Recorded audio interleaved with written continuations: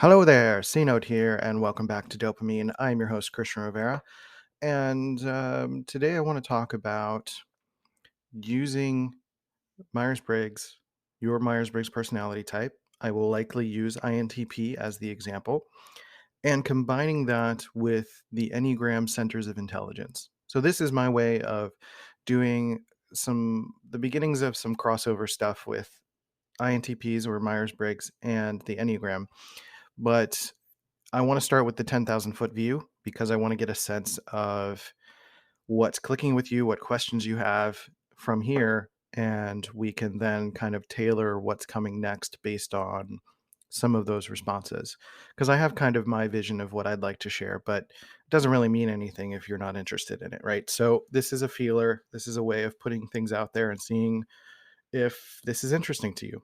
So, first of all, let's talk about the INTP side of things, because I'm going to use INTP as an example. So I assume that if you are listening to this, you have some sense of what it means to be an INTP. Introverted, intuitive thinking, and perceiving type. Introverted being your sense of reality is more so in your mind more than it is to the outside world. Intuition refers to your learning style, the way you take in information. For an NP, that usually means in the outside world, putting emphasis on learning through pattern recognition and asking questions of reality, looking behind the curtain, curiosities of how it all works, what's the meaning behind it all, and what are the connections between disparate things. And then the thinking side is all about making connections, or rather, clean slicing some of those connections that you've made, and trying to deduce and understand what makes sense for you, what is the data, what is the analytical truth, and more specifically, what is your truth, what makes sense to you. And then if you're able to drill down far enough to what makes sense for you, you get to a universal truth of what makes sense to basically everybody or for everybody. And so that's how that kind of works in terms of INTP's sense of logic and data. And then perceiver is about how you show up to the world. So perceiver means that you bring your perceiving function to the outside world. If you were a judger, you bring your judging function to the outside world. And so as a perceiver, as an INTP, you bring your perception out into the world, which means that you prefer freedom in the outside world versus an organization in your own private life. Whereas a judger would be the opposite. A judger would bring their judging function, their decision-making function of thinking or feeling to the outside world, and they would want more organization or control of the outside world in order to have more freedom and free-form thinking and free-form being in their internal world. So internal use of imagination. So INTP, that's in essence what that loosely means to be an INTP. Now, if we start thinking about other systems, we start thinking about the Enneagram, and obviously INTP, the four-letter code, is not it. There's more. There's what are called cognitive functions. And if you are not well-versed in those cognitive functions, we have a course on our website called Are You Really an INTP?, which goes into all of the cognitive functions for INTPs, the main four functions that we use, but then also the remaining four functions that we use to kind of cross-reference and get a full picture of what it means to be an INTP, or at least to cross-reference between being an INTP and a different type. So if you need that or want that, go check that out. That is free for you to go check out on our website at dopamine.school, or dopeintp.com goes to the same place. So when I started to learn about Myers-Briggs, I started to learn about myself. I started to learn about people around me, and I pretty much stuck to the four-letter code. I started to learn loosely what the cognitive functions were, but I started to see videos on YouTube with like TI and TE and FE and NE and all these different abbreviations. And I was like, what is this? None of this makes any sense. This is crazy.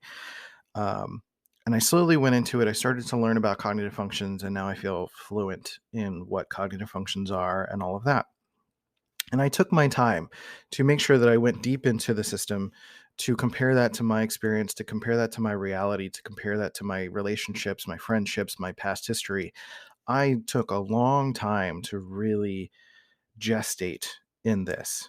And I think if you're an INTP listening, that is valuable for you, because INTPs are we have a strength in being able to go deep into an understanding of something, to hold a lot of information and then kind of tether our way down. It's like a spelunking informationally into a topic. And so sometimes if we are spending too much time trying to mix systems together, that can make a messy brown putty, and it's not necessarily something that is useful together. But if you start to understand one system, you go deep into being an INTP, and let's say you take my INTP course or any of my other INTP courses, and you start to learn about yourself, you start to learn about Myers-Briggs, you start to learn about your relationship to your cognitive functions, that then you can start to explore other systems. And so for me, the next system that I explored was actually chakras. I didn't go deep into chakras, but I looked into chakras a little bit. And then I looked into the Enneagram because I knew the Enneagram was going to be a big thing. It was going to take a lot. There's 9 types, there's 27 subtypes, there's instincts, there's passion, there's centers of intelligence, there's fixation, there's the arrow lines, there's wings, there's debates as to whether or not tri-type is helpful, all sorts of things, right? And so the Enneagram is complex. I knew that even before I knew all of those things that I just listed. I just knew it was going to be a lot. So I had to be ready for it. And it took me a while. It took me maybe 2 years of exploring Myers-Briggs before I felt like I was ready to even start to dive into the Enneagram. I had a loose sense of what my type was. I thought I was an Enneagram 5. And then I started learning about subtypes, and I learned that I'm a sexual 5.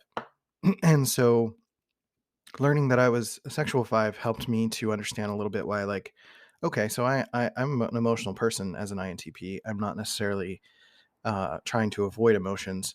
But then I learned that I'm actually a sexual 1 for involving deeper exploration. As I went deeper into the system, my relationship to what the system offered me started to change, right? And if I wasn't open to change, then I wouldn't have been able to calibrate to what my type is. So that exploration took a long time as well. I need a drink of water. All right. I don't usually talk this much in my real life, in my day-to-day life. So when I start talking, my throat is like, "What are you doing? This is crazy."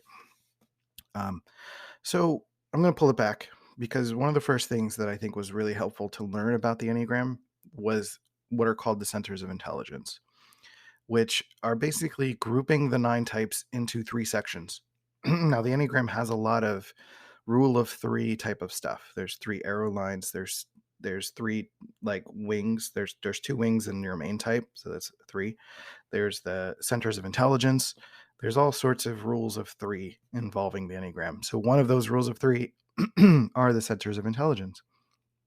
And the centers of intelligence are related to your human body experience. So we typically think of ourselves as having a brain, and the brain does everything, right? But if you really think about it, your heart is doing all sorts of things automatically. It is responding to external stimuli. It is pumping blood. It is giving you signals on a pretty consistent basis. And the same thing with your gut.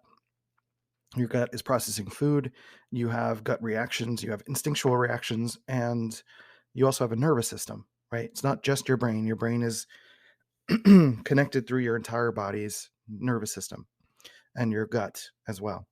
So basically what the 3 centers of intelligence are is identifying where your type lies in terms of a focus within your body. So there are head types, which are 5, 6, and 7. There are body types, which are 8, 9, and 1. And then there are heart types, which are 2, 3, and 4. And each of these types have various fixations, as they were, or passions, or things that they fixate on or care about, and tend to put more credence towards. So I'm a body type. And until I learned that I'm a body type, until I learned that I was a 1, I didn't realize how much I'm actually relying on my body for my sense of intelligence. So, for example, when I'm doing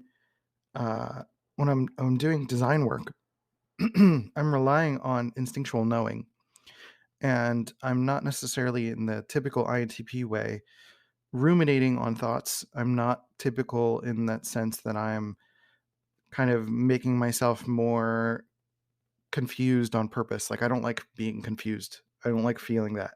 Where it feels like a lot of INTPs really enjoy staying in that space or can keep themselves in that space. Whereas I was always very much searching for answers.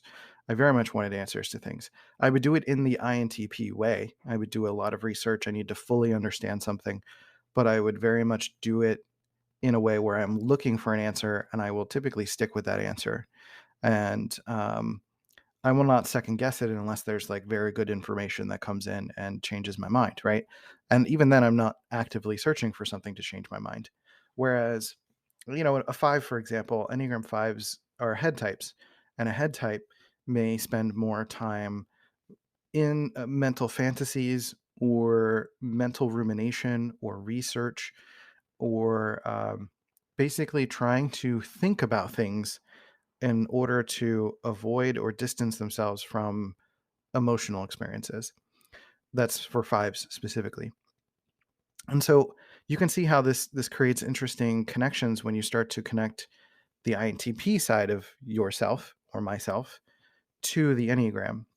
And now I mentioned at one point that the Enneagram and Myers-Briggs, like there's a instinct to want to merge these things to create almost like taking two balls of putty, like a Play-Doh. You've got like a red Play-Doh and a blue Play-Doh, and you mix them together, and you're hoping that it's going to make this really lovely purple, and it's going to like create this vivid new thing that you can work with. When most of the time, if you're mixing a bunch of colors and you're mixing a bunch of stuff together, these things, like in the mind, it feels like Myers-Briggs is red and um, the Enneagram is blue, but really there's multifaceted colors to each of these, right? And so when you start to actually mix them, things start to actually just get muddy. You start to muddy the colors and they just become a gray or brown blob of Play-Doh. And it just gets confusing, right? And so what I like to think of the Enneagram and Myers-Briggs as, or other systems, when you're connecting them as, how do these things create enhancements or debuffs to my experience? So if I'm thinking of Myers-Briggs as like the base layer of the way that my brain, specifically my brain, because the Enneagram is not just talking about your brain. If I'm just thinking about the way that my brain functions, the way that I make decisions, the way that I learn, the way that I show up to the world, and my sense of reality, if I'm just using that as a calibrative piece, and then I think about the Enneagram as this psycho-spiritual tool that covers the head, heart, and gut, and also this idea of essence and kind of going into spiritual concepts, then it's looking at how perhaps an Enneagram fixation is utilized or exacerbated through my Myers-Briggs type. So again, with the Enneagram 5 example, for example, introverted thinking and Enneagram 5 sound very similar. I've probably heard more INTPs say that they're Enneagrams fives more than any other type. I don't know if that's true that they are that type. I have not actually talked to that person. I don't know. I don't know if there's a massive mistyping happening because of the simple correlation that is made between introverted thinking and Enneagram 5. The favoring of a lot of research or fully knowing something and not fully understanding what it means to be an Enneagram 5, which is more about a fear type. So head types are also fear types. Body types are also anger types. And heart types are also, the core emotion is sadness. I should say that the core emotion of heart types is sadness. The core emotion of body types is anger. And the core emotion um, of head types is fear. So when you start to really dive into some of the ego related stuff, which is harder with the Enneagram, it is harder to fully dive into the Enneagram because there's one thing with Myers-Briggs to be able to say like, oh, this is how my brain works. That's fun, right? Like, oh, this is how I think about things. And in some ways you give yourself permission to keep operating that way. With the Enneagram, it's almost the opposite. It's like the Enneagram is learning a lot of things that you're doing that maybe you really shouldn't be doing. So it's like a lot of ego things that are just like, this is how you're self-sabotaging, or this is how you're staying stuck, or this is how you're being awful to other people, or this is how you're trying too hard to be good. um, this is how you show up when you're hungry, angry, lonely, or tired, right? The Enneagram is a much harsher truth than the Myers-Briggs is, right? So Myers-Briggs feels more of like a tool, an objective tool necessarily that you can that you can take and do whatever you need to with it, right? It's like a hammer. You can bludgeon or you can build, right? With the Enneagram, it feels more like a scalpel into your heart experience, into your mind. It's like dissecting yourself, right? So with Myers-Briggs, it's really easy to create a interpersonal relationship idea to this. Like, I'm an INTP, so I think this way, and the way that I think has a challenge with how other people think. And so it creates an external relationship. Whereas the Enneagram, if you're using it for its intention, it's a self thing. It's like exploring deep wounding, or it's exploring what you're doing on a regular basis. It's an illumination tool. It's a waking up tool.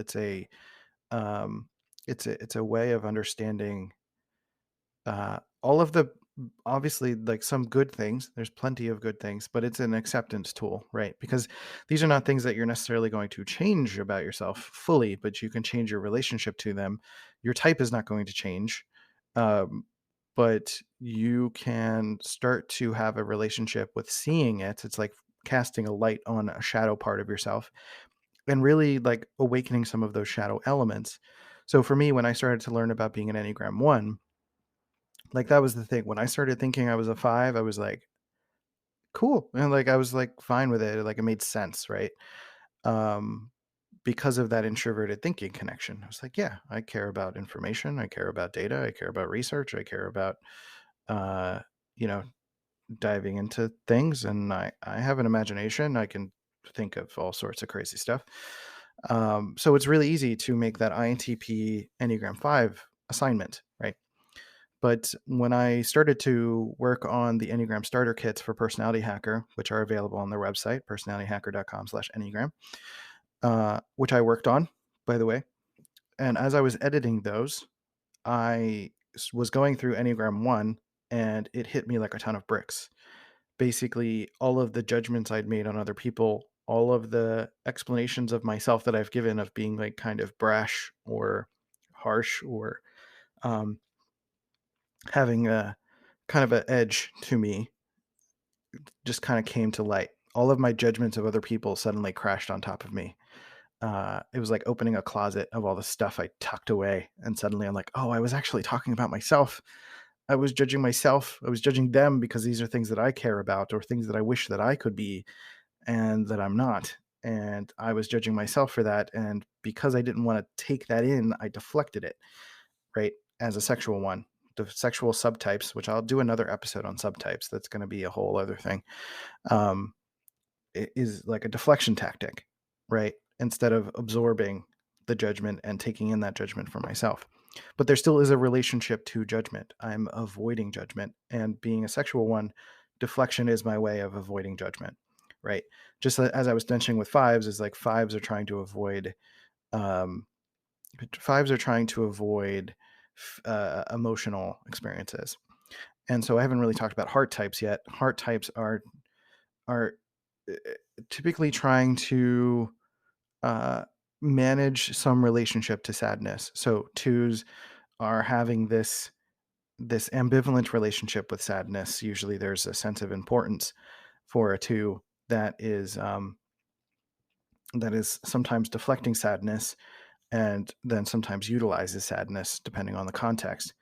uh, Threes are underdoing sadness, and fours tend to overdo sadness. And so I haven't seen as many twos and threes with INTPs. I've seen some fours. I have seen some twos. Um, So, the way that different types manifest is something I will probably go into. If that's something you're interested in, leave a comment or reach out to me at dopaminepodcast@gmail.com and let me know if that's something you're interested in, kind of going one type at a time. But talking about the overarching heart types, heart types can take things personally pretty easily because it's all about kind of emotional resonance and emotional reactions.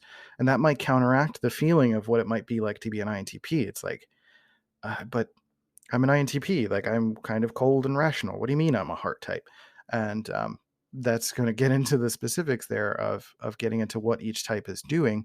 But what I'm trying to get at is like the Enneagram types kind of flavor what you're using your introverted thinking for, right? So all INTPs are using introverted thinking, for example, or extroverted feeling or extroverted intuition, or all of these four functions. But what are you using it for? What is your focus of attention? What are you caring about? What are you thinking about? What are you focused on? What makes you upset? What makes you angry? What makes you afraid, right?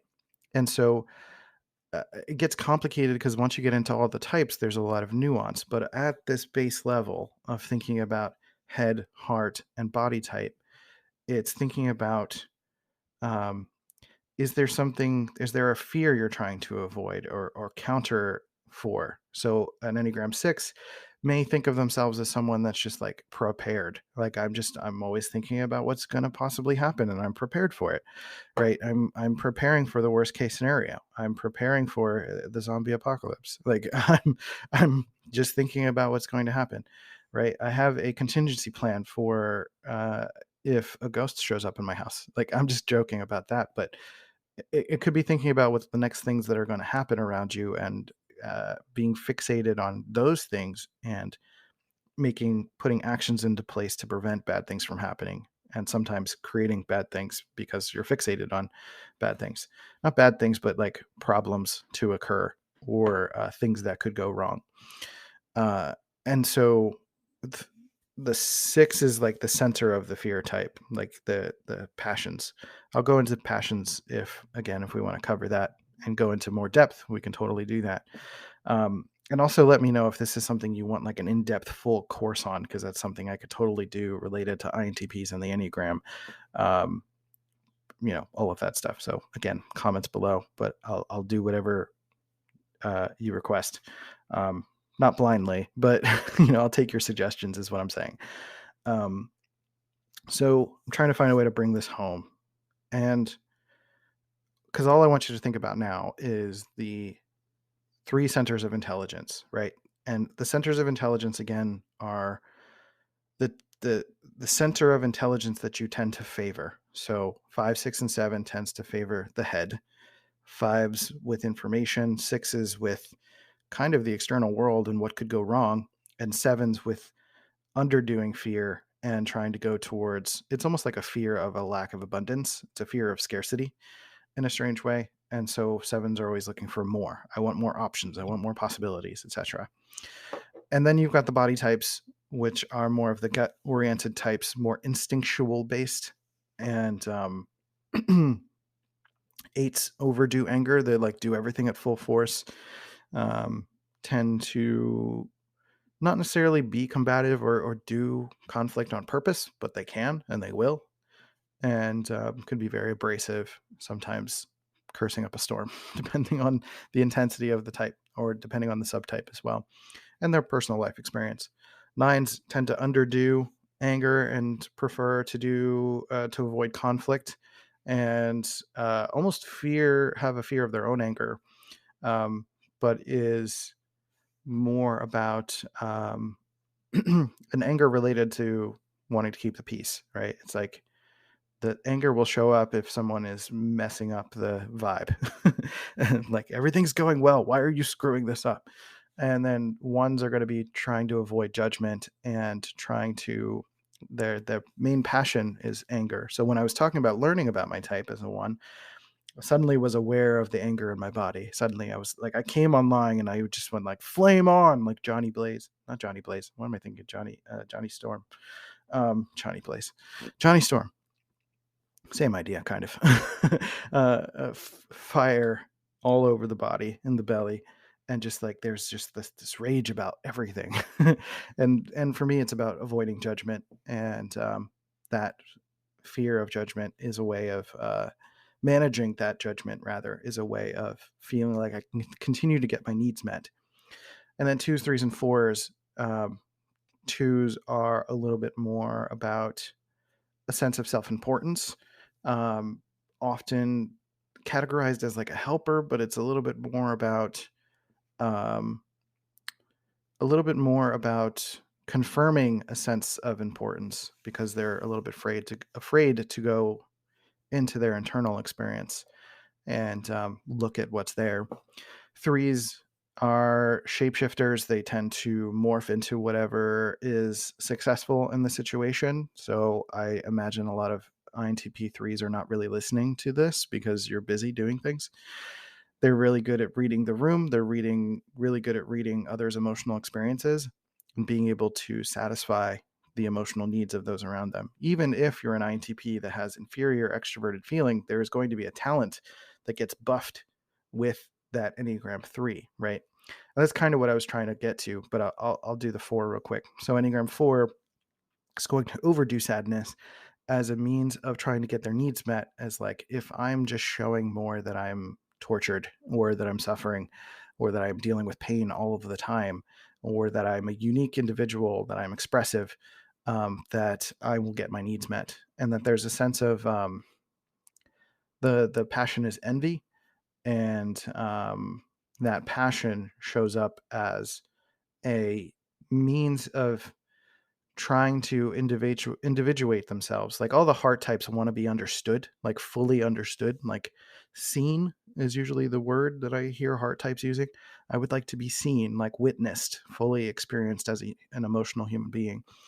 And fours in particular counteract that in a sense, where threes are doing to be seen, fours are helping to be seen, or twos are helping to be seen. Fours are trying to be unique to be seen, but by being consistently unique, they make themselves further misunderstood, and are kind of always moving away from being understood and being seen unconsciously. So I ended up kind of going through all the types, but that's just like a brief overview of all of the types and how they connect to the center of intelligence. But in essence, if you think about extroverted feeling as an inferior function for INTPs and then connect that to a heart type, that might mean that you are using that function perhaps a little bit more than necessary, or even you're using your introverted thinking in an emotional way, which is not wrong. There's nothing bad about that, right? But maybe you're focused on, maybe you're an INTP that's a 2 and you're kind of asking someone, giving unsolicited advice or trying to help someone when interjecting your sense of importance, right?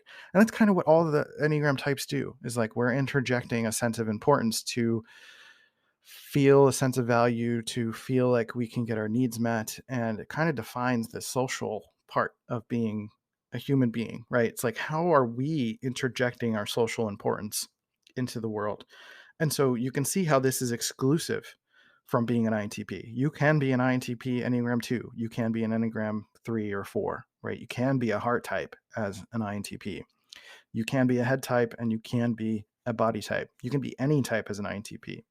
I've seen INTP 8s that are very direct with their introverted thinking. They're very brash. They're very like, this is going too long. This is taking too slow. This is blah, blah, blah, blah, blah. I'm not going to listen to a 30-minute podcast. Like, tell me what the direct thing is. I don't want to have to wait, right?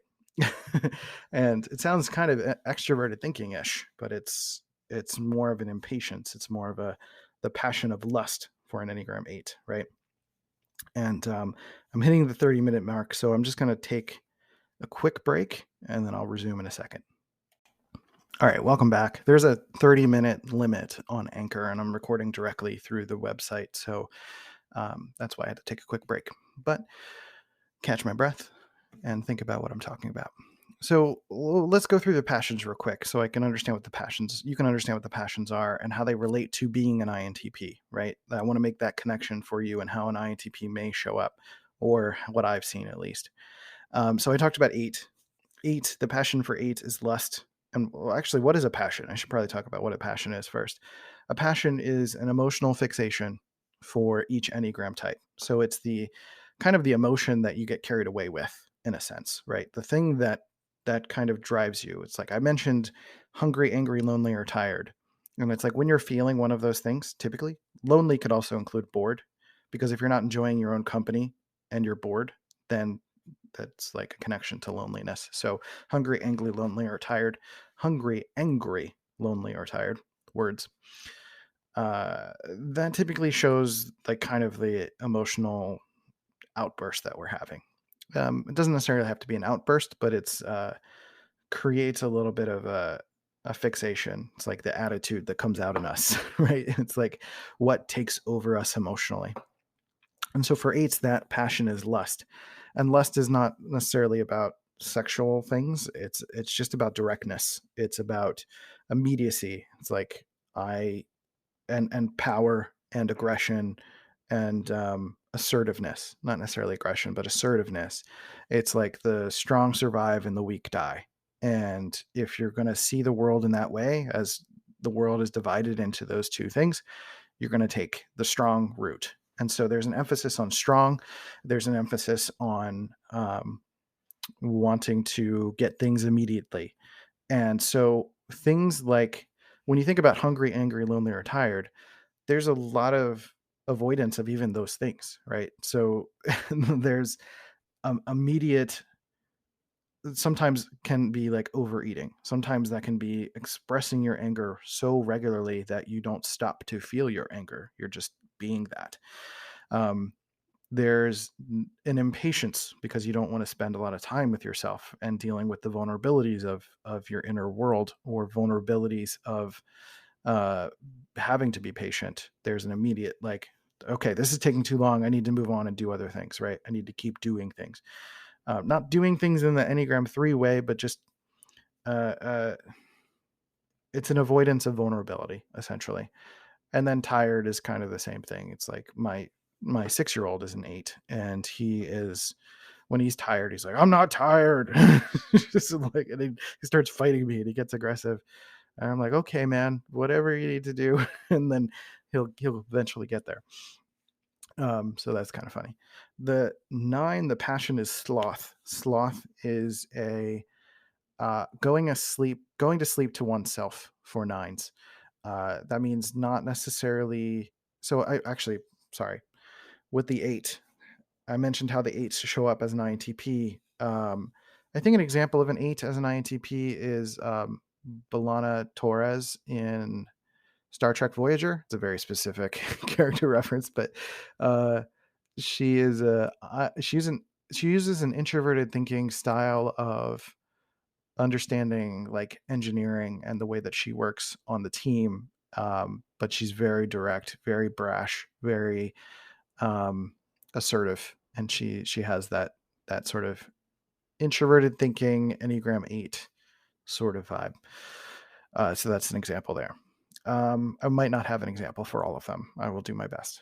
For Enneagram 9, sloth, falling asleep to yourself, going asleep to yourself. And it's not conscious. It's not like you're literally sleeping or being lazy, but it's a preference for managing the outside world or giving into the needs of the outside world. So instead of having like your own preferences, your own needs, it's like it's this idea in your mind that if you are able to make other people around you feel at ease or feel at peace, then you will be at peace. And so it's it feels or looks self-sacrificing, but everything is about self. So even the most self-sacrificing type, the seemingly most self-sacrificing type of 2s, are types that are, doing it for themselves in one way or another. That's just the human experience. So 9s are very much doing it for themselves to be able to eventually feel at ease or feel at rest. but sometimes, not fully letting themselves be. So I just got done watching Survivor, season 37, which is on Netflix, and there's an INTP. His name is Christian, and I think he's a 9, and he's very, very good at socially managing the situation. You would not think that an INTP would be very good at managing a social situation, but if this is what you're focused on, basically your entire life of managing the energies and the vibe of the people around you, then you're going to be good at it. And so it's it shows up in that extroverted feeling kind of way of like sometimes going towards the most needy person, but really it's kind of like you walk into a room and someone says, "Hey, I need your help," and you're like, "Okay," and you like literally drop everything and just put your attention towards that person. Like anything that you want or anything that you need or anything that you're thinking about is immediately less relevant. So a lot of the INTP nines have really enjoyed hanging out with me in like live streams and stuff like that because they're just like, I just want to hang out. I just want to be in a good vibe. I just want to be in a good situation, right? So in a lot of ways, nines are really great at being the poster child for just being because that's what they want to do. They want to keep just being. And if somebody is messing up the being with drama or I don't know, bringing their own chaos into a situation, that activates the anger of a 9 typically. And nines have kind of a fear of their own anger in a sense. It's like I'm trying to stay chill because if I get anger, I will get angry. I will destroy everyone. It's like the Hulk. It's like you wouldn't like me when I'm angry, kind of vibe. So yeah, that's the 9. Ones, the passion is anger. So the passion is, like I said, an emotional fixation. And so when I start to develop my own personal needs, I typically notice myself being angry. Like I can be chill, I can be whatever, but it's still really hard. Like I just went to the orthopedic doctor yesterday. It's really hard for me to relax and release tension. Like I'm constantly in just like kind of an anger state. And I don't mean like a like blowout anger, but it's just like a simmering pot of water, just always simmering, always ready for something to happen, right? And so ones are typically trying to avoid judgment. And I noticed myself at the orthopedic doctor yesterday checking out my ankle, where at one point they were like, "Relax your foot," and I was like, "Okay."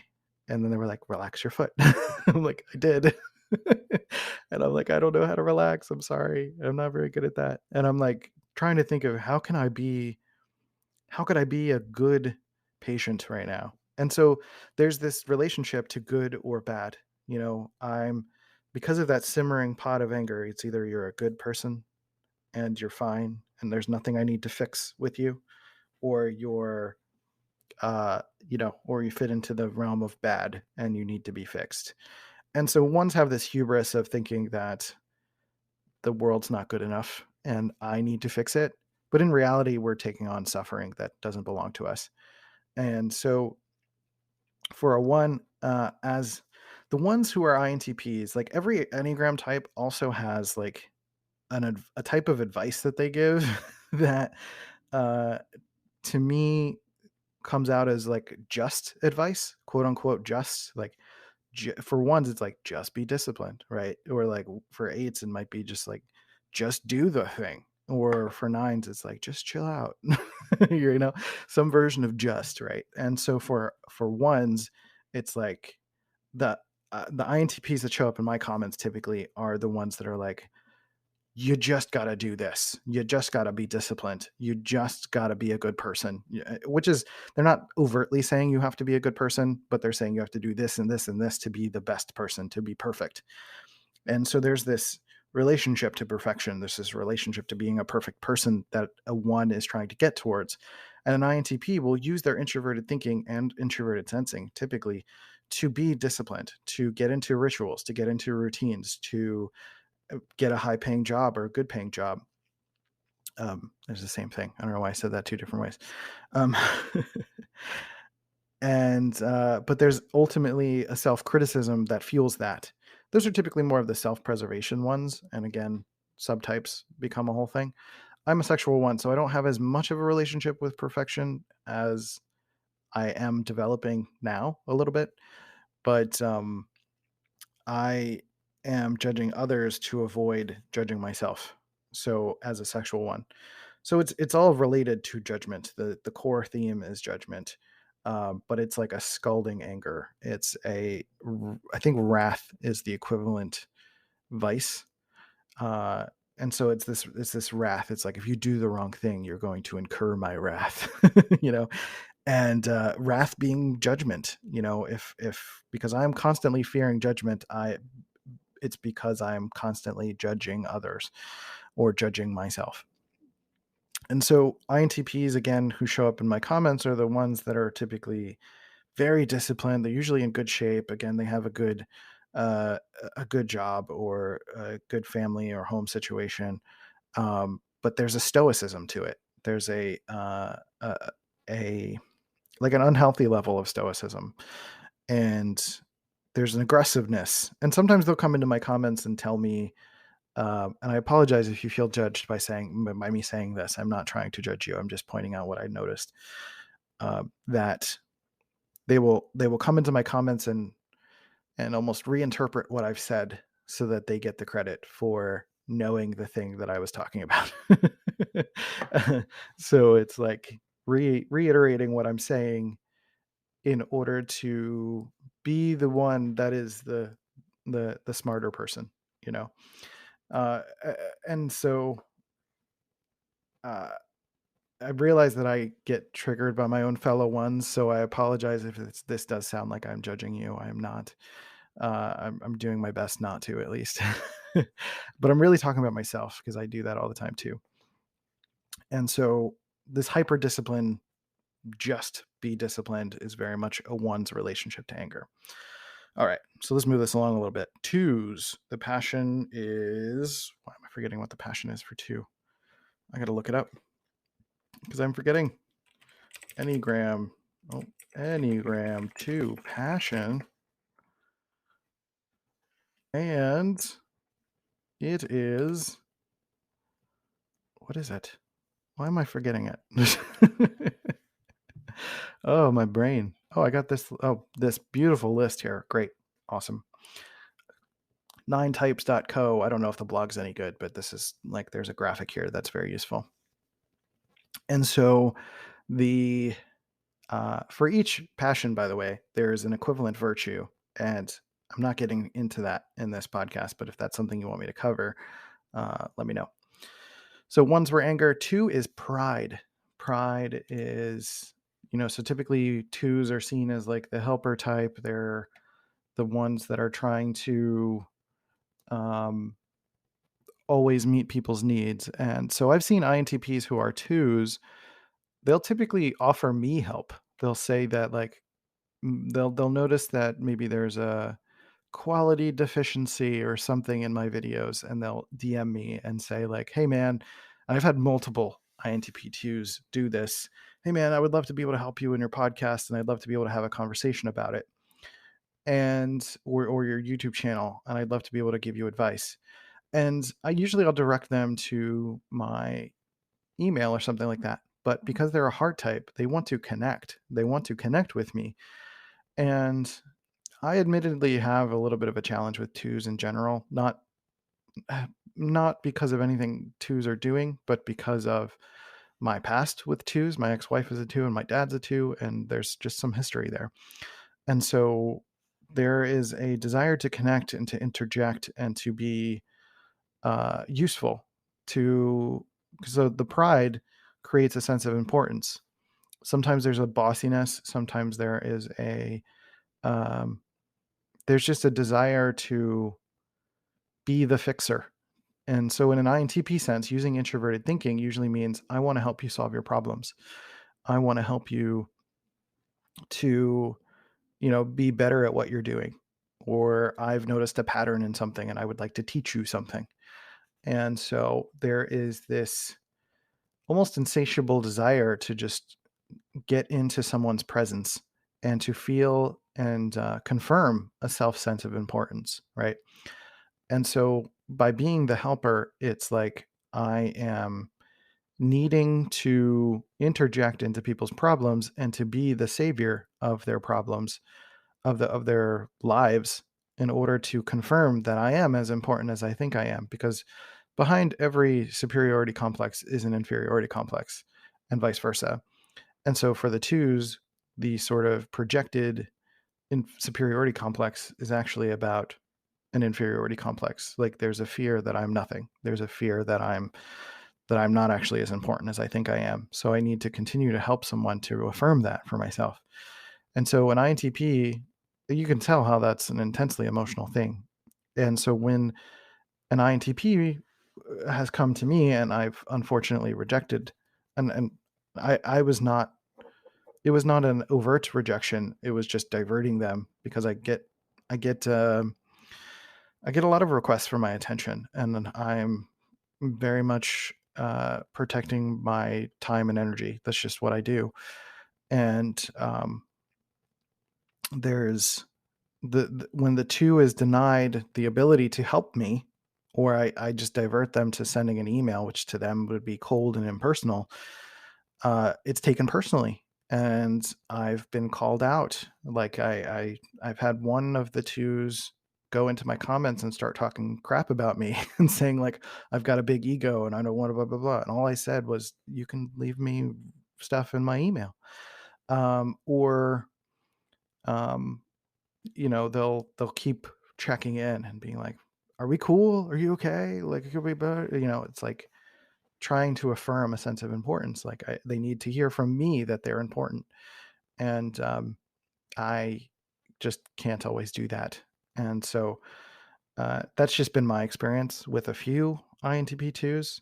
I mean, twos are amazing people. One, like all the types I've talked about so far, are amazing people in their own right. It's just we all have our challenges related to our Enneagram type that come up. So for an INTP, again, that kind of creates a fixation with the extroverted feeling a little bit, in wanting to connect and wanting to vibe, but still doing it through an introverted thinking way, again, of wanting to solve a problem or wanting to build on an idea, um, and helping the ways that they know how. And I actually feel a lot for the INTP too, who is very much wanting to understand people and wanting to vibe with people and wanting to create a sense of importance, but is maybe feeling frustrated with INTPs not necessarily being the most social types generally.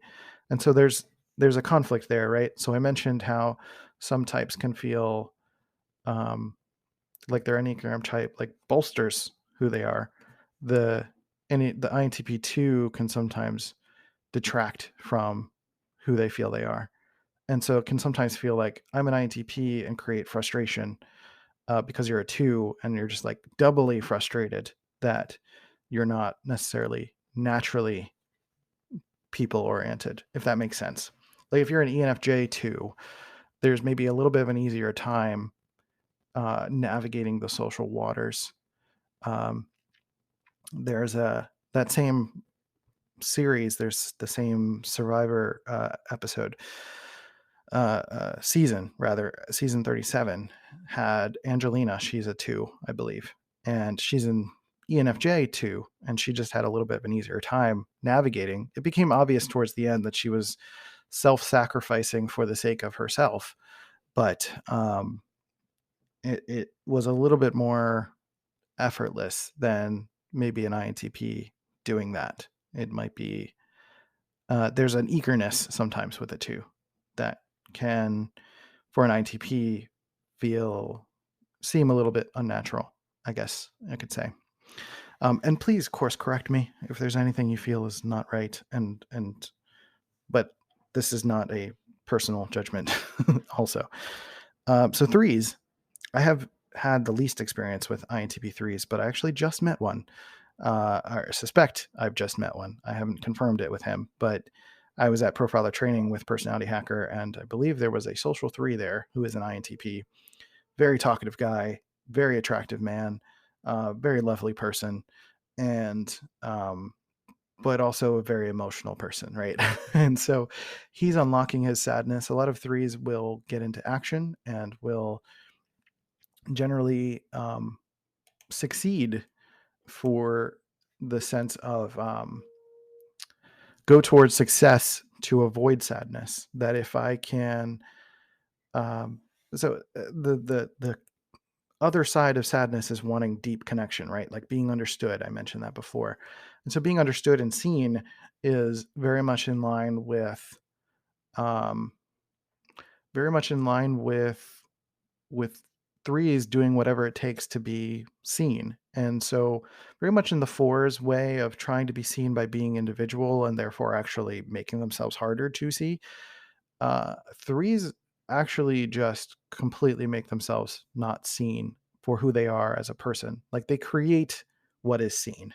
So they create the vision of a perfect, not perfect, but they create the vision of a successful person or whatever success looks like in the context that you're in. So it may not necessarily be financially successful, but if you're like religious, it could be like the lead pastor in your church or something and having the ideal family or having whatever success means in the culture that you're in.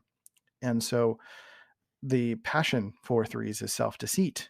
And so for an INTP, it could mean using your introverted thinking to learn how to take physical care of your body. And so for the sake of my friend who I met at Profiler Training, I I don't know if he's a three necessarily, so I'm just reading into what I think I see.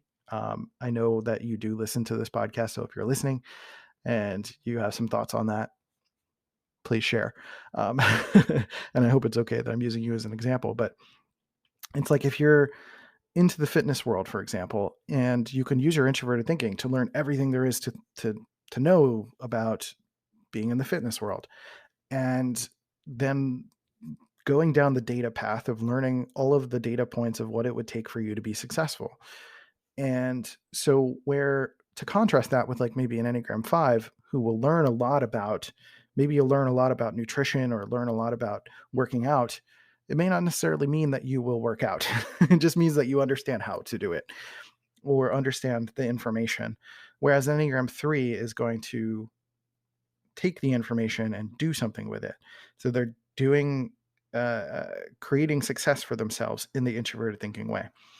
And so I unfortunately don't really know any other INTP threes. I suspect maybe the the host Charlie of Emergency Awesome on YouTube is an INTP 3. He's a workhorse. He does a lot of stuff. He's really excellent on YouTube, but he very much does what is requested of him. So he's got a lot of intelligence around comic books, around pop culture, and is very much doing what's successful. But even if he doesn't have a strong sense of a certain topic or something that he's personally all that into, he will find a way to make himself interested in it. Morph self-deceit, which is the passion. He will morph himself into whatever type that he's requested to be, or whatever he needs to talk about or be involved in. So self-deceit is a form of morphing or shape shifting in a sense. It's shape shifting to be seen, but by shape shifting, your authentic self is never seen. So there's a sadness there. There's a tense emotional feeling there. So my friend who I met was very much opening a lot of emotional floodgates for an INTP. And there were other INTPs in the room who were having similar experiences, but not having the emotional expression part of it, right? And so there is a desire to be seen and in an authentic way. But again, self-deceit kind of gets in the way. Fours are, the passion is envy. Envy being just not on an equal plane with other people. Envy, by definition, is about being above or below someone else. So it's not just feeling below, but it's like this oscillation between a superiority and inferiority complex. So what I mentioned with twos is like there's a superiority complex that's hiding an inferiority complex. Fours kind of oscillate between the two. And then the subtype plays a big part in this as well. But fours are typically fixated on their internal pain or suffering or their internal world. And it's really hard for a 4 to see the bright side, or um, to look at the positives of a situation. Typically, there's a fixation or a desire to look at what's going wrong, and it's to feel intensely, right? So there's an intense feeling that can go in all sorts of different directions, but that intense feeling doesn't necessarily have to be always about sadness, but typically they overdo sadness. It's like, my life is one big dark room. And as an INTP, it can very much manifest in going down the introverted sensing rabbit hole of locking yourself away and being in your room and torturing yourself, in a sense, mentally and emotionally. And 4s tend to have a fixation towards the past quite a bit as well, because, drumming up the past can keep us in suffering, keep us in our pain.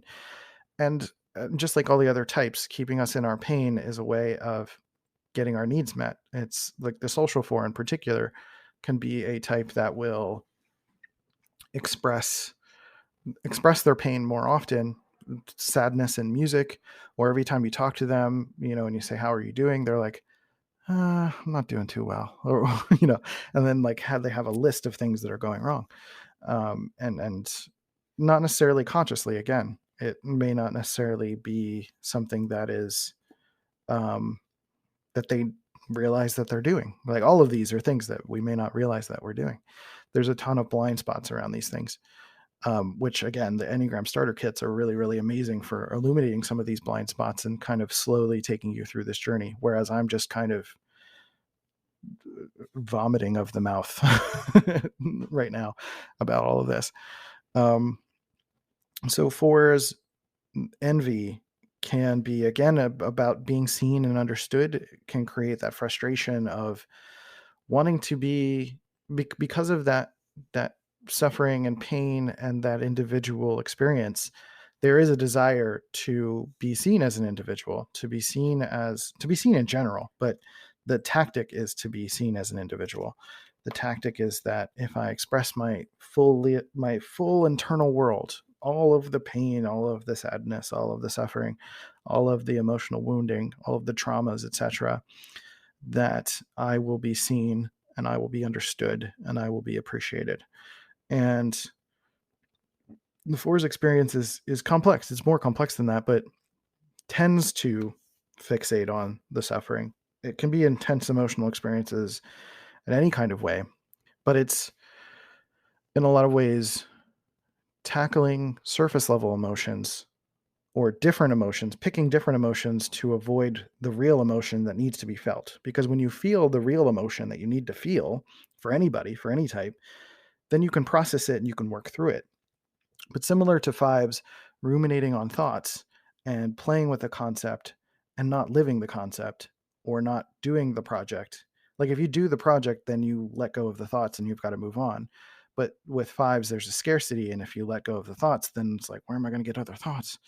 Or like, what's next? Or, then I have to let this thing go. And letting the thing go is scary for a 5, which I'll get into a second.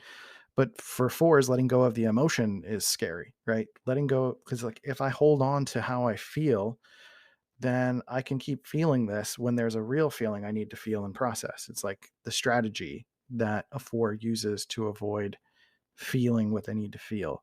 So while it may sound like 4s have an advantage of feeling emotions that a lot of people also need to feel, 4s themselves can avoid feeling the emotions they need to feel, because they are choosing other emotions, not choosing, but like subconsciously or unconsciously choosing or fixating on other emotions that are not relevant to the emotions that they need to be feeling in this moment. And so you can see how that can be complicated for an INTP who's using introverted thinking to figure out like how they're feeling, right? So I'm coming up on another 30-minute mark. I'm going to take a quick break and be right back.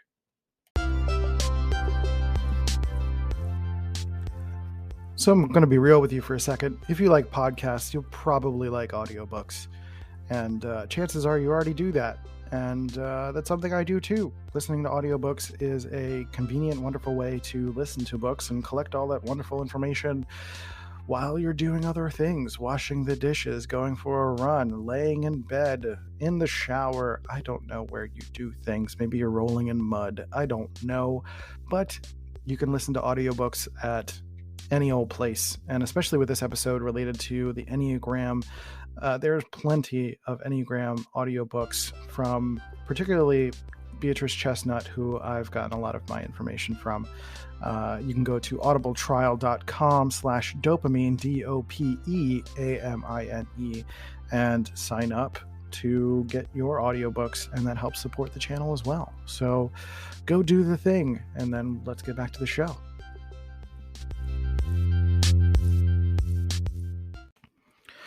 All right. Well, this is data dump day. We're just dumping it all on you. Welcome to part 3. I guess we'll call this part 3. And we'll keep finishing the heart types and then go into the head types and wrap this up. So with the Enneagram 4, I mentioned that for an INTP showing up as an Enneagram 4, that's another one I haven't seen a lot of examples of. But it's also very, I feel like I have pop culture examples in my mind. I just can't grab it right now. And so if you have any, again, for any of these types, if you suspect there's an INTP of a varying Enneagram type, put it in the comments below. I'd love to explore that. And so you can see how introverted thinking, especially introverted thinking and introverted sensing, like you can clean slice things. You can ruminate on your past experience in a logical way, but still in an emotional way. Meaning, like, you can be the simple act of ruminating on a past relationship. So let me use myself as an example, because I'm not a 4, but I've gone to 4 in stress. And I spent 10 years ruminating on a relationship. So I had a high school sweetheart situation. It was like the girl next door kind of vibe. And I had a lot of hope for that relationship, but then I had my own impulses and my own needs and wanting to leave town, and my NE was starting to kick in, and she's an ISTJ and she wanted to stay at home. She had a plan for how she wanted to live her life. And I was like, that's terrifying. And so there was all these cascading series of events that, as a budding teenager, there's a lot of emotions and hormones and all of that. And so we split up when I was 19, I believe. And I spent probably the next 10 years thinking about that relationship, thinking about, not all the time, but certainly when I was in a stressed out state, I would fixate on that quite a bit. And so I fixated on that relationship, and I was asking myself, like, could I have said this instead of this? Could I have thought this instead of that? And really just like ruminating on these feelings and emotions that, like, really didn't serve me. Like, I did learn some things, sure, but it did not. There was so much of that time that, in retrospect, feels like so much time wasted on just like pining for uh, a person that was not relevant to my current situation, right? So fixating on past emotions as opposed to present needs and emotions and the present situation. And so I've since got better at that and improved on that. But you can see how, as an INTP, I was sort of clean slicing my words. I was deducing my language. I was trying to understand what I said to this person, what they said to me. What did they really mean when they said this? What did I really mean when I said that? And doing an emotional examination in an introverted thinking kind of way. So when I'm talking about an INTP Enneagram 4, it could be kind of that sort of thing, but ruminating specifically on emotions that um, that are not fitting the current context, and also the individuality, right? There's an individual identity component to introverted thinking, to INTPs, as well, that can maybe make an INTP think that they're an INFP, because you're trying to find your own unique way of thinking, or your own unique way of looking at things, or your own unique um, theories, or your own way of expressing yourself. Maybe you're creating art, maybe you're creating instrumentals, maybe you're making music, right? Um, there's an artist fixation to Enneagram 4s, because there's typically there's a the artist moniker for fours tends to come out because of this desire to self-express, to be seen for the full depth of emotional experience. So INTPs can very much do that as well. All right. Whew. It's a lot of talking, but I'm on this rabbit hole, so I'm almost done. I'm getting tired, but we're gonna get through it. Feel free to listen to this in multiple parts, but I feel like this is going to be a good one for you. So Enneagram fives. Fives, the passion is avarice. So I talked about fives a little bit already. I probably talked about fives the most in this podcast so far as an example, because fives tend to be what INTPs believe they are. And there's plenty of INTPs who are actually fives. And so five is a head type, and it's a fear-based type. And typically the fear is of fear of feeling emotions, any emotions. And so there can be a coldness to fives. There can be a specialty focus for fives. So very similar to fours. There's a connection between fours and fives, where fours are kind of living deeply in the emotional experience. Fives are living deeply into the intellectual experience. So there's like an academic intellectualizing that can happen. Fives are probably the most prone to spiritual bypassing, because like I understand spirituality, but like not necessarily living a spiritual life. So there's or preaching it or teaching it, but not necessarily embodying it or living it or working through the emotions of it. And so fives, the word avarice sometimes gets substituted for greed, but greed is not necessarily about money.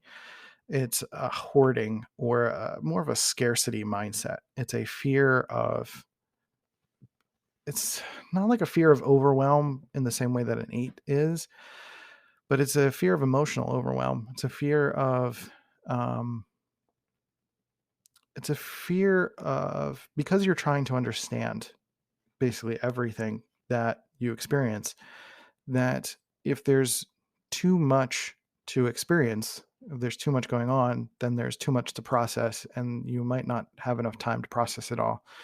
And so there's a fear that you might not be able to go as deep into topics because of there simply being too many things to do. And there's a very real reality that we are human beings that are only going to exist for a certain amount of time.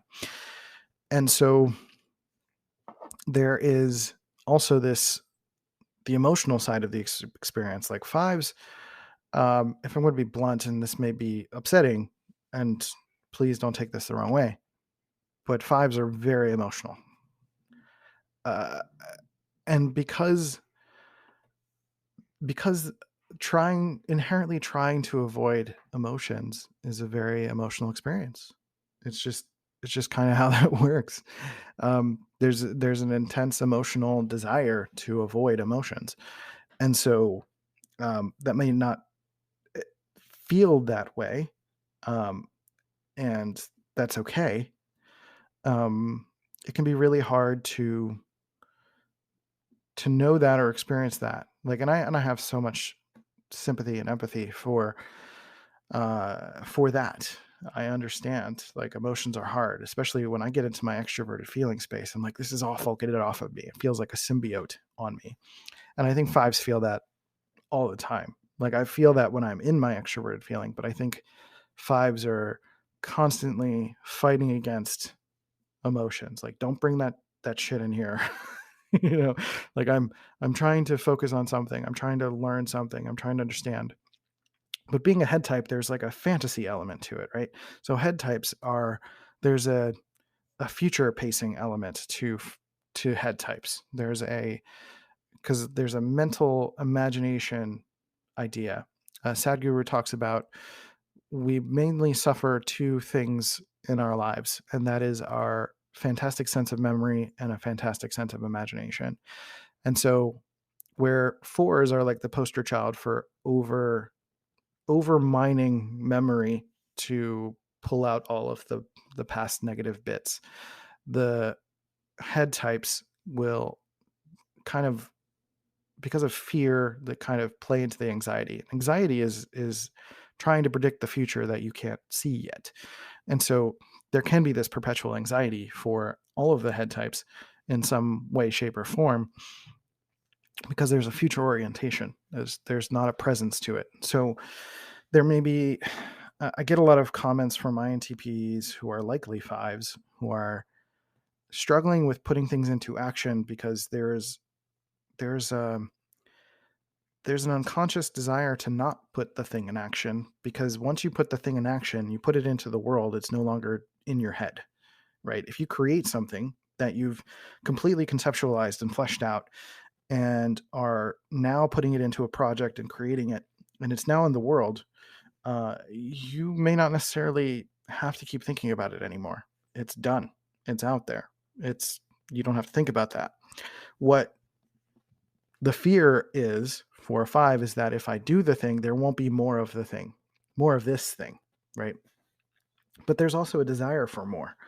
So there's an unconscious desire for more. Even though there's a fear of abundance in a sense, there's also a desire for it. It's a little bit of a paradox, but each type has kind of its own paradox, and that's a whole other thing. So fives, there's a struggle with understanding that if you make this thing, that there will be more. And so and there is even a fear of what the more even means, like, is more going to be more of what I want? Because if it turns into something else, then that's going to be disconcerting, and then I'm going to have to find another thing to be a specialty in, and like that becomes a whole rabbit hole of frustrations. So the logical thing, quote unquote, for a five is to hold on to it. I'm just going to keep ruminating on this. I'm just going to keep intellectualizing Myers-Briggs and not actually do any of the work around it. I'm just going to keep understanding all of the cognitive functions, or understanding Jung's work, or go into like the Jungian archetype, or into Jung's other works, and understand maybe Carl Jung as a person instead of actually doing any of the inner emotional work for myself, right? And so there's a deeply specialized desire for fives, that specialization, it's like the deeper of the rabbit hole that you can go intellectually into something, the more you can use that as another thing to pull up when you're starting to feel emotional, right? When you're starting to feel like there's the hunger, anger, lonely, or tiredness, there's like let me start thinking or fantasizing about this thing or this situation, right? So there's like an absurdist humor to fives quite a bit, uh, because of this mental play and mental fantasy. It's like playing in my head, as opposed to existing in reality. And I think fives, a lot of INTPs very much relate to fives, because uh, the five sounds like the cognitive loop. It sounds like staying in your experience, like staying in what you already have, staying and deducing and also re-experiencing or reimagining what you've already experienced, like continuing to recycle the toilet water in a way. And I'm not saying your thoughts are like toilet water. What I'm saying is that, um, sorry, that was awful. But it's like, if you're reusing the same things, it's like, creating remixes of a lot of the same information over and over again. It's like, once you start to feel this intense emotion, you're like, let me make another remix kind of thing. So I hope that makes sense, and I hope that wasn't too daunting, but it can be really hard, and I'm not devaluing the experience at all of a five, but that's just what I've seen. So probably one of my favorite examples of a five, if you've watched the show Ted Lasso, I'm not sure if he's an INTP, but he's definitely a five, is Coach, the beard guy, beard coach. Um, there's an episode that is brilliant. I think it's like season 2, episode 6. It's basically uh, following Coach down basically his mental rabbit hole. He's going through this whole experience, and there's almost a sense of like, you don't know what's real and what's not. There's like some stuff that's clearly in his mind and his fantasy about what he's experiencing, or what he'd like to experience, or his interpretation of the experience. But then there's some things that are connected to reality, and there's this like constant like is this real? Is this not real? It's like that absurdist kind of thing. And so I thought it was a brilliant episode, not only as an episode, but because it brilliantly shows off the 5 mental experience from what I've heard about the 5. So I would watch Ted Lasso all the way through. Ted Lasso is a really great example of Enneagram types. And so sixes, six's passion is fear. And now a lot of sixes may not necessarily feel that they're experiencing or expressing fear. They may call it preparedness. They may call it a yeah, they may call it preparedness or just being ready for anything. But really, they probably have a specific mental fantasy that they've had about something that's going to happen, and then they're actively working to prevent that. And so you can imagine, as an introverted thinker, as an INTP, that involves a lot of mental work to fully understand concepts, to be prepared for anything to happen. And that to me sounds exhausting, but it's a very heavy use of the mind. And so the self-preservation sixes can seem the most obviously, like there's almost like a trembling heart. There's like a literal fear on their face, but largely it does manifest as this preparedness. And I have had some comments from sixes who have oh, it just dropped out of my brain. I apologize. But sixes are asking a lot of questions. There's a lot of doubt. There's a lot of unsure. There's a lot of push and pull with loyalty with people. There's this outsourcing of authority much of the time, because if there is a person who knows what they're doing, then it's the safest, easiest, quickest thing to do is to trust that person and let them handle it. And uh, divert my own authority to someone else, outsource my authority to someone else who knows better, and that will keep me safe. And so, depending on the subtype, like what's hard for sixes is that the subtypes are so different from each other that it's really hard to express that. But at its core, it's the fear, it's the preparedness, and it's a sense of authority and a sense of loyalty. And so, there's a desire for a loyal band of people around you, because if you have a loyal band of people around you, then everyone's going to take care of each other. But also just mental preparedness, and mental preparedness means, again, fixating on the future and trying to future cast, like what's coming, what could go wrong. And the thing is that if you aim at things that could go wrong all the time, you're going to hit something that could go wrong. Like, so while sixes are always looking for problems, they can sometimes create their own problems because of sometimes needing a problem to solve. Like, right? So the hungry, angry, lonely, or tired thing, and everyone's trying to find a sense of value or trying to interject their own sense of value.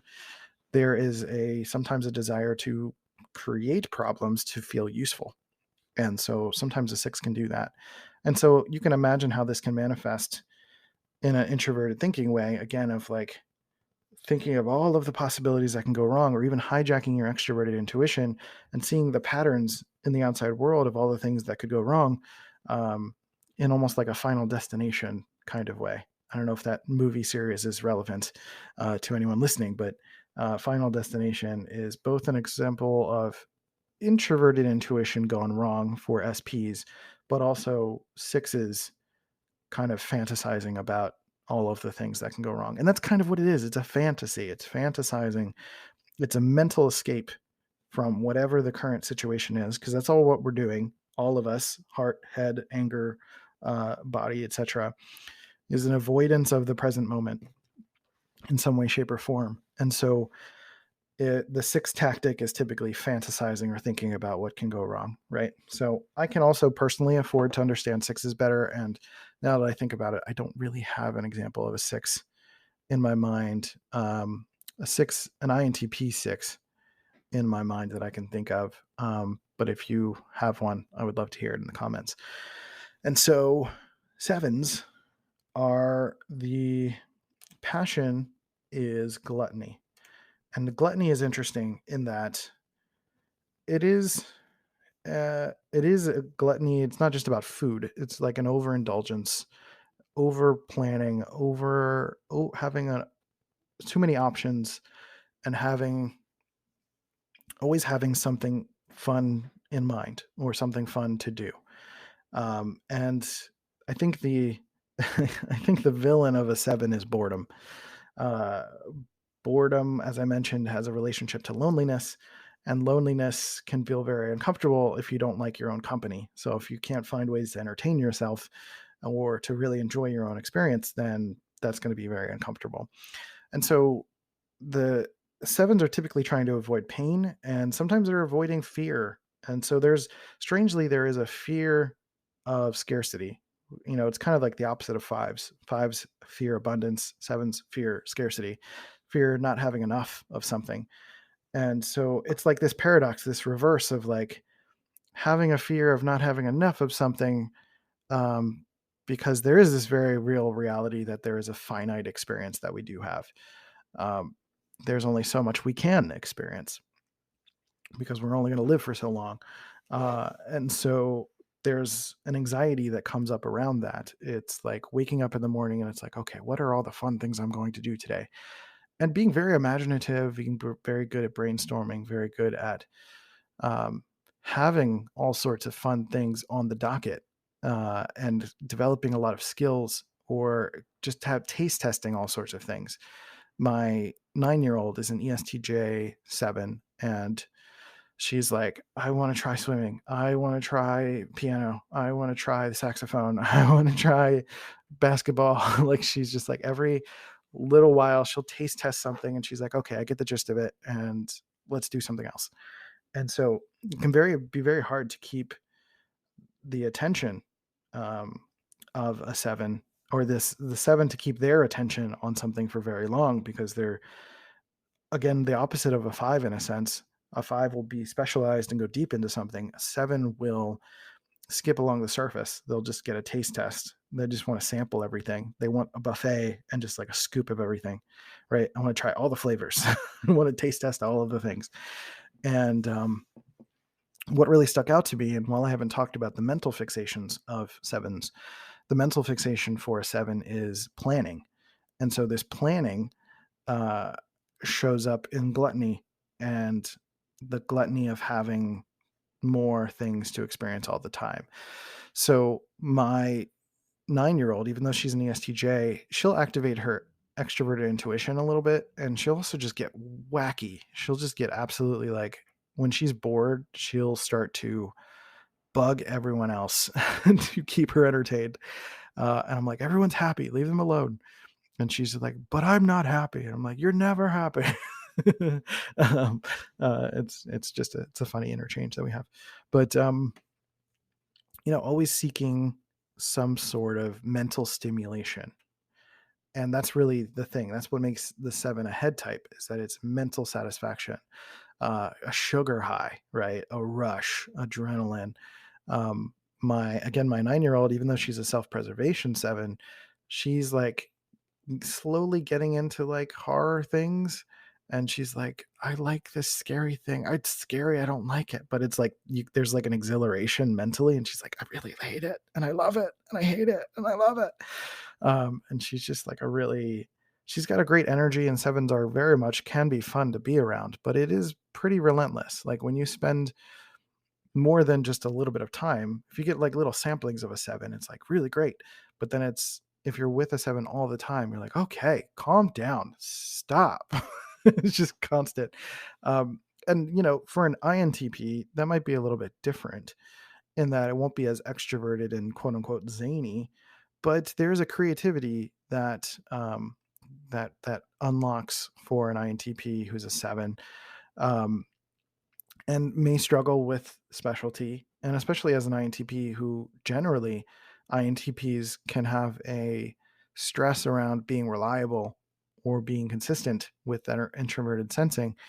There can be this push and pull with the seven, who is like, I want to taste new things all the time, and I want to try new stuff, and I want to do new things, and I want to be all, you know, keep myself mentally entertained. Um, but then there's this stress of like, I need to live life, I need to make money, I need to do things, I need to be consistent, I need to, et cetera, et cetera. And so that can be really stressful. The only INTP 7 that I can think of in real life is a friend of ours that shows up to our dance classes, or to Molly does a dance thing and she tells me about him all the time. And I've met him twice, and he takes to it like a duck to water. He's just like very creative and expressive and playful and sees the bright side of things. And that's the thing. There's a mental reframe all the time. And you can see how introverted thinking could be used to find the positive logic of a situation all the time. Like, yeah, but like, I mean, I do it too. I have a connection point to 7 in my arrow lines. And so when I'm in kind of that zanier space, when I finally get to relax, and that's something I'm actively working on, I can be very creative. And I tend to look at the bright side of things, and I can get almost frustrated at people who are persistently negative. And I think an INTP 7 can get persistently frustrated at someone who's um, negative. And it's very easy to find the positive reframe for an INTP 7. So that's all I got for now. My mind is fading. It's been a long hour and a half of talking. I didn't expect it to be this long, but I also didn't realize how much I wanted to just data dump a lot of this stuff. So um, hopefully that all made a lot of sense. And I shall also mention that 7s really love tri-type, because tri-type gives you options. It's not just picking one type and now you have to go down the deep rabbit hole of figuring out your one type and what that means and how that connects to your life and doing the deep emotional work and all that stuff. Tri-type is like, ooh, I get 3.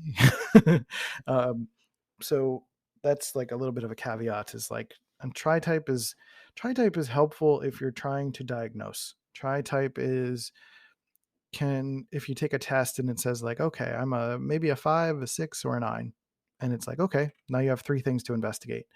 But the idea is to land on one type, because you are just one type. And so while it sounds exciting to have tri-type, to have 3 types, and say like, oh, this is my type doing this, or this is when I'm in my 7, it's like, no, that's not how that works.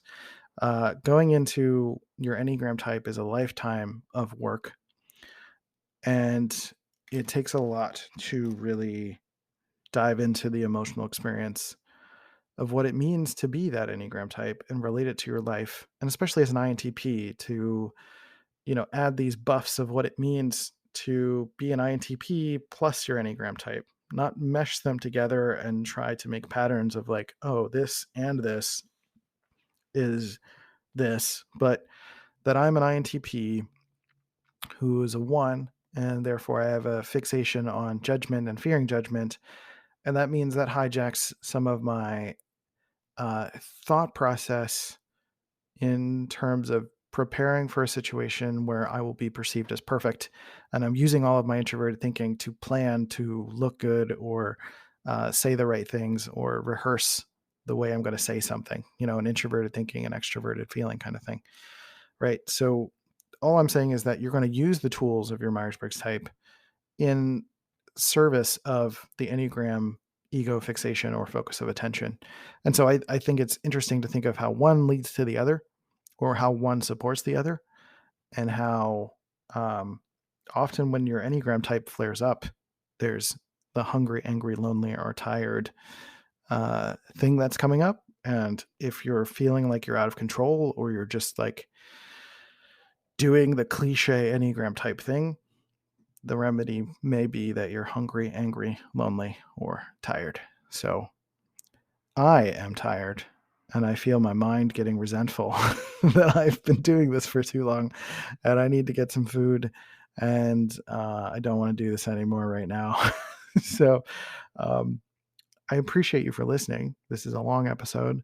Let me know in the comments below. This is really like, this episode is meant to be a spark, right? This is something that, if you want more of this, if you have questions, if you have a desire, if you want a course or a workshop or something related to this to go deeper into this material, this is your chance to let me know, because otherwise I might not do it.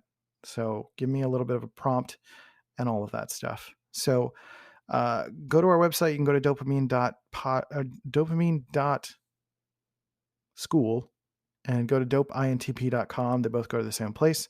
We have courses available for there for you, where if you want to support dopamine, I'd rather you get some value for what it is that you're supporting. So there's great programs there about INTP growth, as well as a spiral dynamics course and a creativity course, and the INTP productivity masterclass. There's all sorts of stuff. Go ahead and browse and see what it feels like. We also have patreon.com/dopamine if you want to just leave a few bucks, support every few months, and all of that stuff. So on that note, I appreciate you. Let me know in the comments below what your experience is, and I'd love to hear all about it. I appreciate you. Take care of yourselves and each other, and I'll catch you next time on Dopamine. See ya. This has been a C Note Media production.